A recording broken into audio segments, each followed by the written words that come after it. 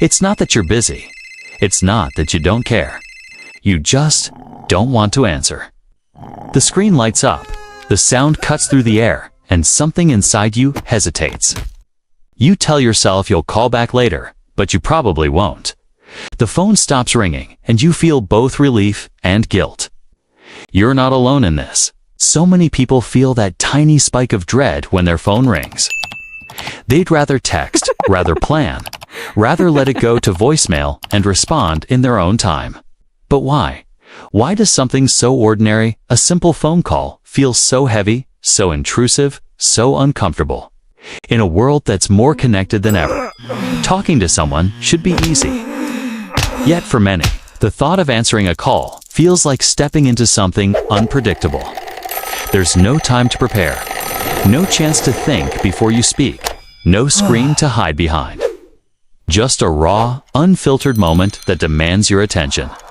This isn't laziness, it's not rudeness, it's psychological. The way we feel about phone calls says a lot about how our minds have adapted to a faster, noisier, and more controlled kind of communication. Over the next few minutes, we'll explore what's really happening beneath that hesitation. We'll look at the anxiety that comes with unpredictability, the mental overload of constant connection, the cultural shift from voice to text, and the deep human need for control, even in our simplest interactions. Because hating phone calls isn't just about avoiding people.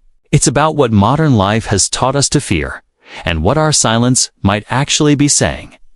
Phone calls are unpredictable. You don't know what's waiting on the other end. A simple question, a request, an argument, or silence. In that split second before you answer, your brain scrambles to prepare for every possibility. But it can't. There's no script, no time to think, no space to plan.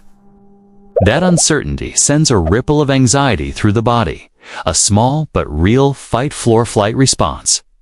For many people, especially introverts or those with social anxiety, that moment feels like stepping into a spotlight they never asked for. Every pause feels longer. Every word feels heavier. With texts, you have time to compose yourself, to think, to edit. But with a call, there's no backspace, no chance to rehearse, no room for retreat. It's not the voice that scares us, it's the lack of control. A phone call demands your full attention. It doesn't care what you are doing.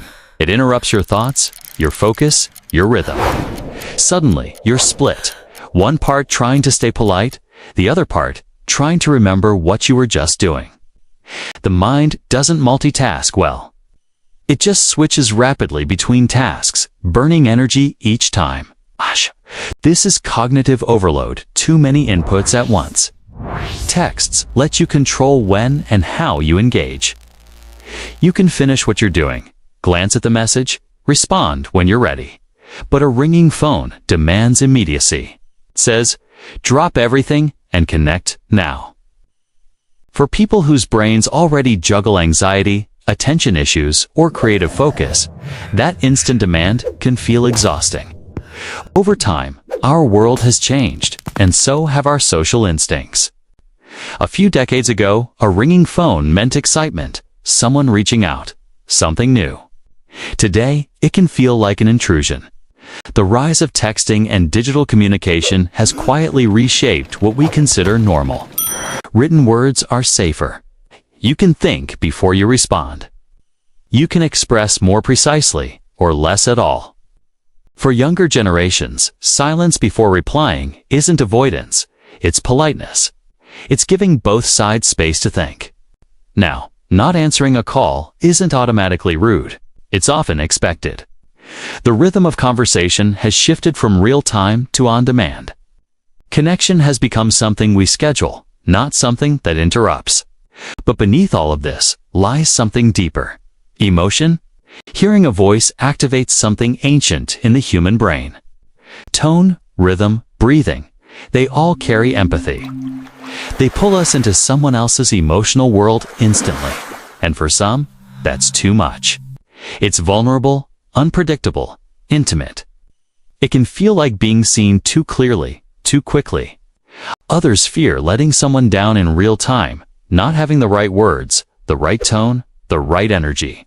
So they avoid the call, not out of apathy, but self-preservation. The dislike of phone calls isn't about disconnection. It's about protecting mental and emotional space. In a world that never stops talking, choosing silence can sometimes feel like the only way to breathe. Avoiding phone calls doesn't mean you're broken. It doesn't mean you're antisocial, rude, or detached. It simply means your brain has adapted to a new kind of world, one that floods you with information, noise, and constant access. In that world, protecting your attention is a form of survival. Your hesitation to answer isn't a flaw. It's a signal your mind telling you it needs space, predictability, and control. Humans once lived in a slower rhythm of connection, where pauses were natural and silence was part of communication. But modern life rarely allows that. Every vibration, every notification, every ring feels like a demand. So your brain does what it's designed to do. It adapts. It seeks calmer, more manageable ways to connect. And that adaptation shows up as a preference. A preference for text over talk, for timing over immediacy, for thought over impulse. You're not avoiding people. You're managing your energy in a world that doesn't stop asking for it. Still, awareness matters. If phone calls drain you, notice what happens in your body when one comes in. That spike of tension, that flutter of worry. It's just a learned stress response. You can take control of it. Try scheduling calls instead of taking them unexpectedly. Rehearse small ones or keep them short. Treat them as conversations, not performances. And most importantly, remind yourself that discomfort doesn't mean weakness. It means you repaying attention to your limits. 'Cause maybe it's not really about hating phone calls. Maybe it's about wanting connection to happen on our own terms when we feel ready, calm, and grounded. We all crave connection, but not everyone craves interruption. In a world that never stops calling, sometimes the most meaningful thing you can do is pause before you answer.